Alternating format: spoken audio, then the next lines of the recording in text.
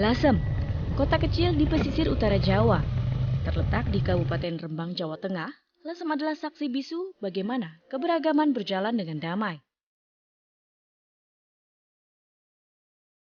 Lasem yang terkenal dengan sebutan Tiongkok kecil ini disebut sebagai kota pertama yang didatangi Laksamana Cheng Ho saat datang ke Indonesia. Dengan memori kolektif dan bangunan bersejarah yang dapat dinikmati bersama, kini Lasem menjadi kota wisata dengan sejuta pesona.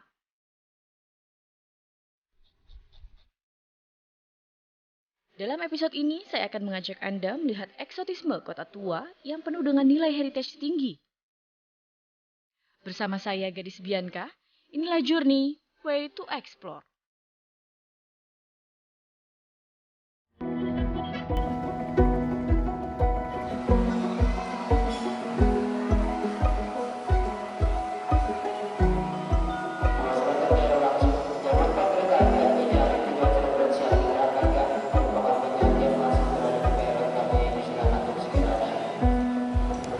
Kali ini saya akan mengajak Anda ke salah satu destinasi yang berbeda dari biasanya. Letaknya di pesisir utara Pulau Jawa. Konon, tempat ini merupakan daerah yang pertama kali didatangi oleh orang Tiongkok ke Pulau Jawa. Gimana ya?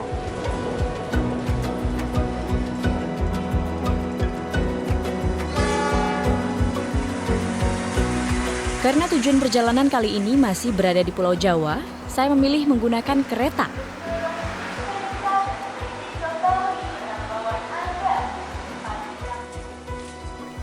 Traveling menggunakan kereta api memang terasa berbeda. Saya bisa lebih bersantai karena memiliki waktu perjalanan yang lebih lama. Sambil menikmati pemandangan, saya bisa menyelesaikan buku yang tengah saya baca. Atau mencari tahu tempat-tempat yang akan saya kunjungi nanti. Tujuan perjalanan kali ini ialah Lasem. Lasem yang berada di Kabupaten Rembang, Jawa Tengah adalah kota kecil yang kental dengan unsur pecinan.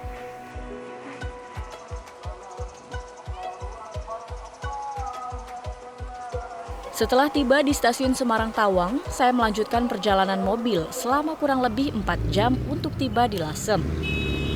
Lasem dikenal sebagai kota tua yang memiliki nilai heritage tinggi.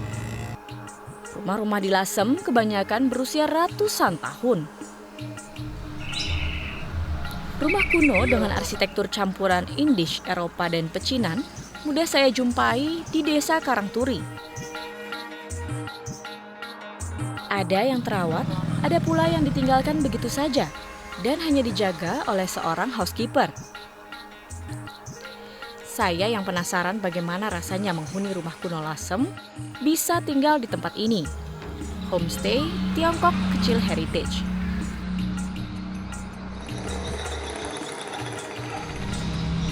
Halo Om Budi. Ya, selamat datang di Tiongkok Kecil Heritage Lasem, Mbak. Siap Om, Ya. saya Gadis yang kemarin sudah kontak mau menginap di sini. Iya. Om, saya penasaran banget ini pengen tinggal di sini.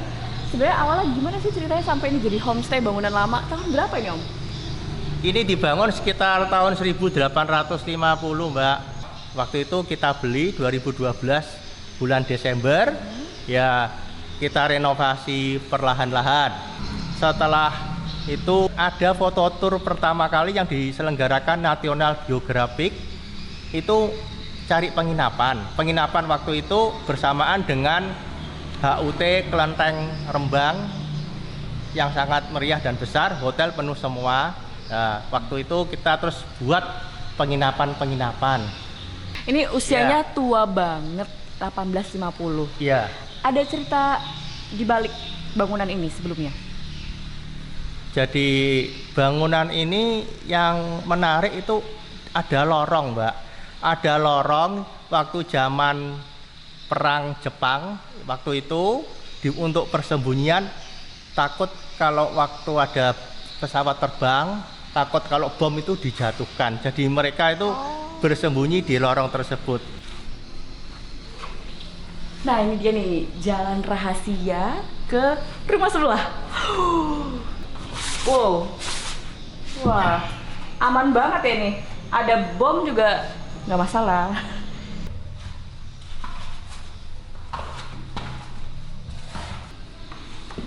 Kita coba masuk, lihat apa di bawah sana.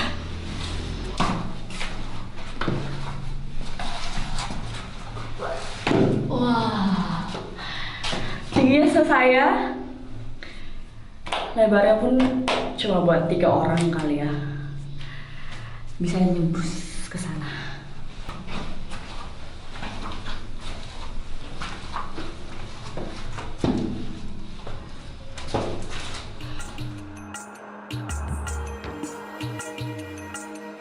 Lasem memang kota yang sepi, cocok bagi wisatawan yang ingin menghindari hingar-bingar kota-kota besar.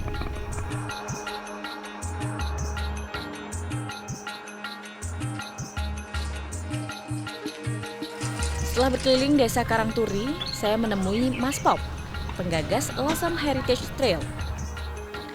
Biasanya Mas Pop akan menemani wisatawan yang ingin berkunjung ke rumah-rumah kuno dan bersejarah di Lasem. Karena tidak semua rumah bisa dikunjungi wisatawan. Wah, sampai juga. Halo. Halo Mbak Gadis. Gadis. Iya. Mas Pop, ini dia yang namanya Museum Nyalasem. Nyalasem. Nah, museum dan guest house Nyalasem. Oh iya. Mas Pop, kenapa sih awalnya ingin memperkenalkan Heritage Trail ini? Jadi ternyata setelah saya mendalami Lasem, itu pusaka-pusaka di Lasem, site-site-nya itu sangat keren-keren. Kualitasnya kualitas dunia. Jadi saya ingin mengenalkan ini ke dunia luar bahwa Lasem sangat penting buat ilmu pengetahuan dan generasi ke depannya. Jadi makin penasaran gak sih? Mau lihat dalamnya museumnya Lasem. Oke, ke dalam aja kita. Siap, Mbak. Museum Nyalasem ini menyimpan histori perusahaan batik Tio Swansin dan barang-barang antik koleksi keluarga yang sudah diturunkan hingga generasi ke-7. Dari mesin jahit, cap membatik, foto-foto keluarga, hingga dokumen surat menyurat dalam berdagang. Ini ruang perusahaan batik dari Om Santio. Om Santio, maaf. Ini ada teman baru Om Santio. Selamat datang. Gadis. Inilah surat menyurat yang dimulai oleh kongco saya dengan tulisan masih beraksara Mandarin. Dan ini mungkin Sampai nggak kebaca ya Om ya? Ini tulisan tangan beliau. Tahun berapa kemungkinan. ini?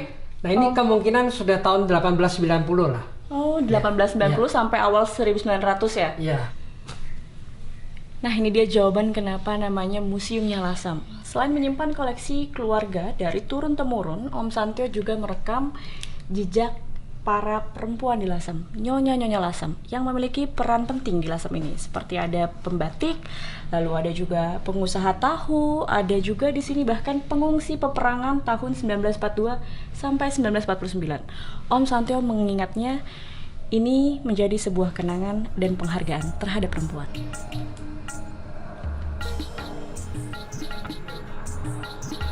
Bangunan kuno dan latar belakang cerita yang tersimpan memang menjadi daya tarik tersendiri bagi penikmat wisata histori. Membawa kita lebih dekat dengan masa lalu yang penuh memori.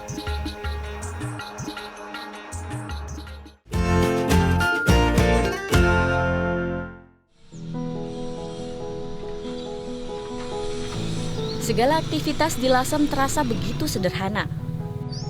Pasar dan warung kopi menjadi titik kumpul warga untuk memulai aktivitas sehari-hari. Dengan segelas kopi lelet, warga bercengkrama tanpa melihat latar belakang etnis, suku, dan agama.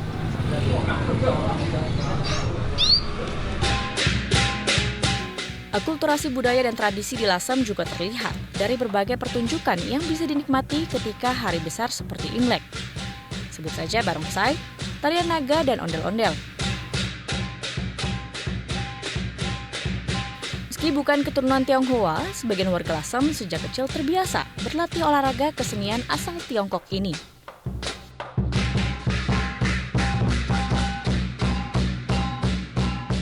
Kali ini saya berkunjung ke kelenteng tertua di Lasem yang berdiri sejak tahun 1477. Namanya Kelenteng Chuankyong.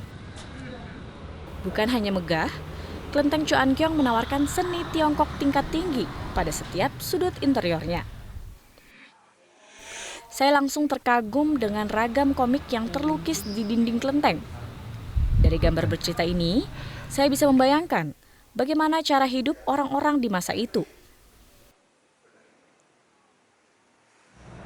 Umat Konghucu yang beribadah di kelenteng Chuankyong memuja Dewi Samudra. Pasalnya Dewi Samudra lah penyelamat orang-orang Tiongkok yang mengembara ke Indonesia. Dulu memang para pedagang Cina itu datang ke Indonesia, memang dia senang memuja Yang Mulia Mak Chow Tian Siang Seng Bo ini. Dan memang Dewi Samudra Mak Chow Tian Siang Seng Bo itu terkenal memang sudah baik pekerti budi pekertinya, suka menolong sesama. Makanya di kelenteng ini pasti biasanya untuk Dewi Samudra ini pasti di depannya itu ada sungai atau laut.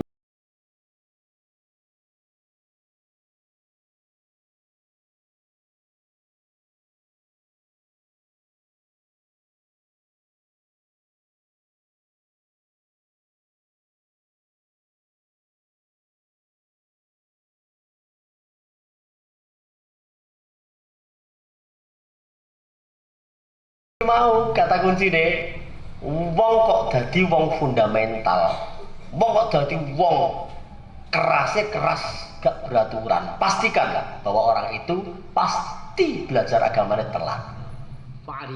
Unsur dan budaya pecinan memang sudah melekat pada kota ini. Tidak luput pula dengan pondok pesantren Kauman. Ilmi sapa wonge kepengen sukses dunyane, ilmu kurang 16 dino. Di pondok ini, saya dengan mudah menemukan pernak-pernik dan arsitektur bangunan khas pecinan. Dengan mengembalikan rumah seperti dulu, ini sepertinya bisa bercerita. Oh, rumah ini dulu seperti ini. Oh, berarti masyarakatnya kayak gitu zaman itu. Makanya dengan saya menetapkan itu, dengan saya mengembalikan merekonstruksi rumah-rumah seperti itu, pertama, keuntungan buat saya. Kedua, buat anak cucu kita. Bagaimana kehidupan yang akulturatif telah terjadi di Lasem seperti itu. Bagaimana hubungan antar etnis, antar suku, antar bangsa, antar agama telah terjadi dengan baik seperti itu. Gus Zaim pun menceritakan kepada saya bagaimana keragaman di masyarakat Lasem selalu berjalan selaras beriringan. Ada acara maulid, ada acara Isra Mi'raj. Itu teman-teman tetangga Chinese yang agamanya berbeda-beda, mereka ikut masang teratak. Kemudian ketika mereka punya gawe, anak-anak santri yang ikut masak, ikut masang teratak, dan itu tidak ada yang memerintahkan. Dan selama ini telah terjadi seperti itu. Di Lasem, masyarakatnya sangat interaktif. Agamanya apapun sangat menghargai. Masyarakat Lasem itu heterogen karena ada Arabnya, ada Cinanya, ada Jawanya, ada turunan Pakistannya. Nah, yang unik, heterogen atau masyarakat yang plural seperti ini bisa saling menghargai.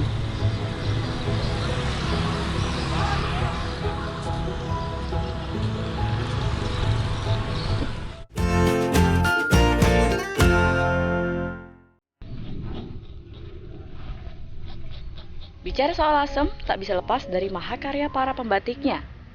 Batik Lasem adalah cerminan batik ala Peranakan. Warna merah menjadi warna khas daerah ini.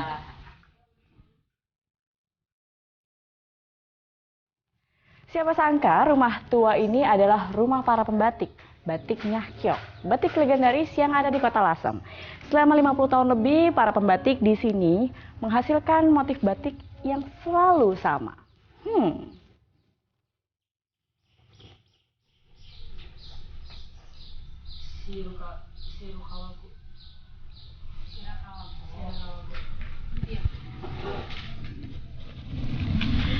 Nah, ini dia proses pembuatannya. Ini dengan bulas ya, Bu. Bu, ini nama motifnya motif apa sih, Bu? Ini tiga negeri niki sisik Gunung Ringgit Preng. Gunung Ringgit Preng. Iya.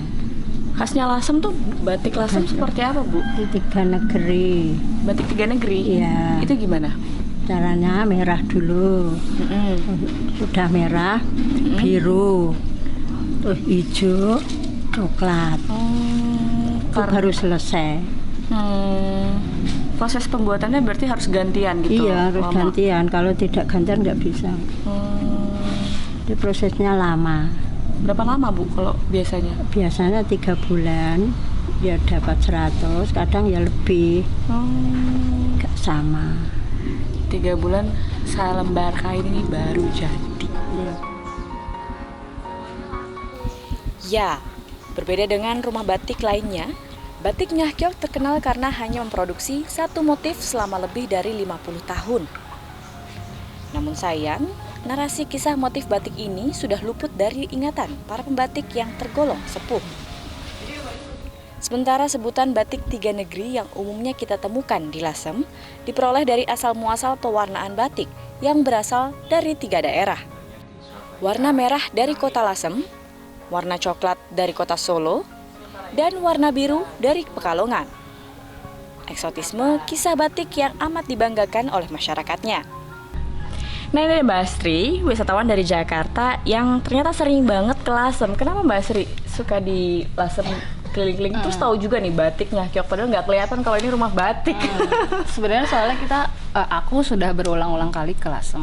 Pertama kali itu tahun 2015 bareng teman-teman dari Jakarta. Kita cuma mendengar, oh ada daerah namanya Lasem. Ya, terus penasaran ke sini, akhirnya malah jatuh cinta banget karena belum banyak orang yang tahu ya. Di sini tuh selain lanskapnya ada bukit, ada pantai, juga heritage-nya tuh kental banget. Mulai dari batik seperti ini ya, batik 3 negeri, Gunung Ringgit Pring, segala macam. Juga ada kawasan pecinannya yang sangat tua tapi masih terawat dari abad 19. Oh iya, salah satunya itu ada objek wisata namanya Susur Sungai Lasem. Itu tuh semacam menyusuri jalur opium di Lasem. Soalnya Jalur opium? Iya, jadi Lasem itu waktu abad 18-19 sebetulnya adalah pusat perdagangan opium kan, gitu. Belum banyak yang tahu kan, makanya ada kesengsem langsung karena itu gitu. Jadi mau memperkenalkan itu. Kamu mau ikut nggak? Boleh, Coba. boleh.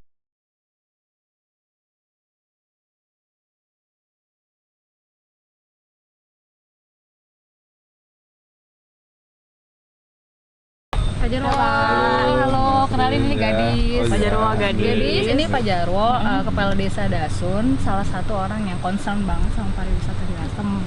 Dia caranya dengan mengadakan susur sungai Lasem ya Pak Jarwo. Betul sekali. Sejak kapan Pak ada susur sungai? Susur sungai ini saya mulai di tahun 2016 sebenarnya, tapi kalau berjalannya dari dulu, cuma yang saya buka resmi untuk menjadi pariwisata kami itu mulai dari 2016. Ini sampai mana nih kita nanti akan menyusuri sungai? Sungai Lasem ya Pak? Ya, sungai Lasem ini dengan gaya kami susur jalur candu. Susur sungai jalur candu karena secara sejarah histori itu kami punya sejarah itu. Berjalannya dari sini ke Lawangombo, bisa nanti ke Pulau Gosong. Oh gitu. Langsung aja kita. Monggo Mbak, silakan. Mari Pak Jarwo. Mari Pak. Wisata susur sungai Bagan atau Kali Lasem di Desa Dasun ini cukup populer di kalangan wisatawan. Saya bisa menikmati suasana sore sambil membayangkan hilir mudik kapal-kapal dagang Tiongkok dan Eropa di abad ke-19 ketika marak perdagangan candu. Tak heran keberadaan sungai ini menjadi penting bagi peradaban masyarakat Lasem.